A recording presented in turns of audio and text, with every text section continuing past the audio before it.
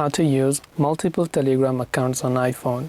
If you want to use multiple Telegram accounts on iPhone, you can do that by simply opening up the Telegram application first, going to the settings icon from the bottom right of the screen, and from there you want to simply go to the edit option from the top right.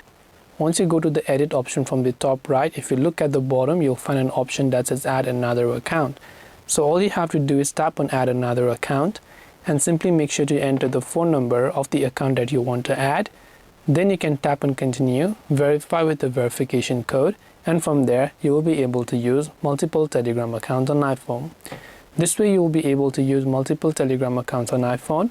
I hope that this video helped you. If you have got any more questions, queries, or doubts, feel free to also leave them down in the comment section below. Thank you very much for watching till the end of this tutorial, and as always, see you soon in our next video.